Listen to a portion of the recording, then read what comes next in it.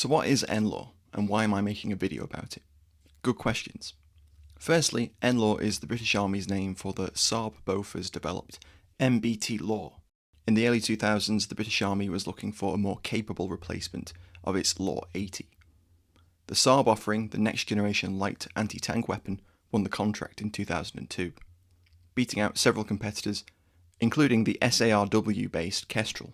Secondly, I'm making this video as I'm interested in anti-tank weapons, and the UK has just announced the transfer of light anti-tank weapons to Ukraine in light of the continuing tensions with Russia.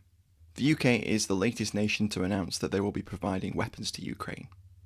They follow US shipment of Javelin missiles late last year, and we've already seen these in the hands of Ukrainian troops.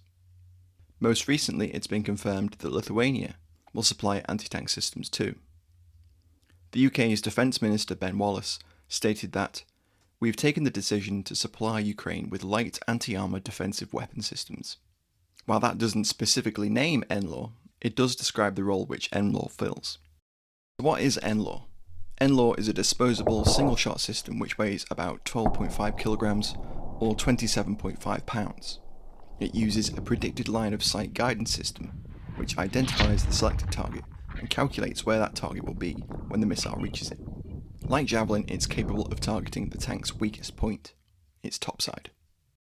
The NLAW has two firing modes: direct attack, with the missile flying directly to the point of aim, useful for engaging static targets, while the second, overfly top attack, uses the predicted line of sight or PLOS system, where the guidance algorithm optimizes the trajectory of the warhead on an elevated flight path above the target, with the onboard proximity fuse in the warhead then detonating and firing an explosively formed penetrator down onto the target.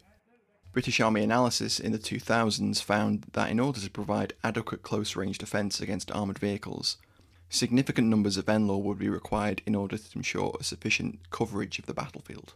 This meant that the system had to be capable and affordable. Since its delivery and introduction into service in 2009, the NLAW has been the secondary anti-tank weapon of the British Army's specialised anti-tank platoons, with the Javelin being their primary.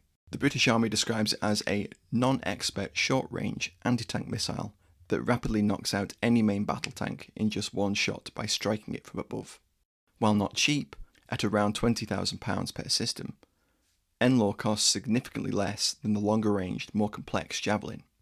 It's currently in service with Finland, Sweden, Luxembourg, Indonesia and Saudi Arabia, and it's seen some action during Saudi Arabia's interventions in Yemen.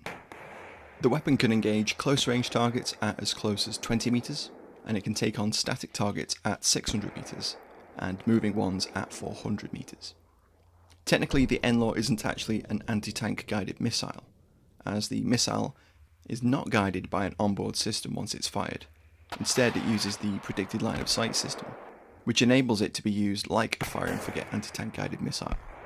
The weapon's operator activates the predicted line of sight system and tracks the target for 2 to 3 seconds in the NLAW's sight, a removable Trijicon ACOG, before firing.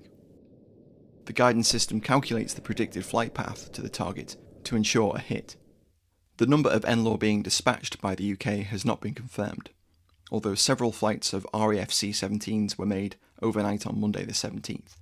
From this footage released by the Ukrainian Ministry of Defence showing the arrival of the C-17s carrying the NLAWs, we can estimate that this flight alone contains somewhere between 180 and 216 NLAWs. It isn't clear just how many NLAW systems the UK has stockpiled, but it's likely that as the missiles have a limited shelf life, the older systems may have been transferred first. The terms of the agreement to transfer the NLAWs hasn't been made public, but it was confirmed that a small team of British troops would accompany the weapons to provide initial training to the Ukrainian forces on how to use them. This is in line with Operation Orbital, the UK's training mission to Ukraine, which was established in 2015. Wallace was keen to stress that this support is for short-range and clearly defensive weapons capabilities. They are not strategic weapons and pose no threat to Russia. They are to use in self-defence, and the UK personnel providing the early stage training will return to the UK after completing it. The UK has been working with Ukraine not just through Operation Orbital, but also more broadly with a number of agreements being signed in 2021 to support Ukraine's naval capability. While the usefulness of the NLAWs are confined to close-range engagements, The move is clearly a symbolic signal to Russia. Thanks for watching, guys. This was something a little bit more current than I usually cover, but as I'm already working on a number of videos about more recent anti-tank weapon systems, I thought this would be a good time to briefly cover the NLAW. Don't forget to like, comment, share and subscribe. If you're enjoying the videos, please do consider supporting us via Patreon. You can find a link to that at the end of the video and in the description box below. Patreon supporters get access to videos early, as well as some thank you perks including stickers, postcards, and a copy of the Tab Advanced Combat Rifle colouring book. Thanks again for watching. Catch you next time.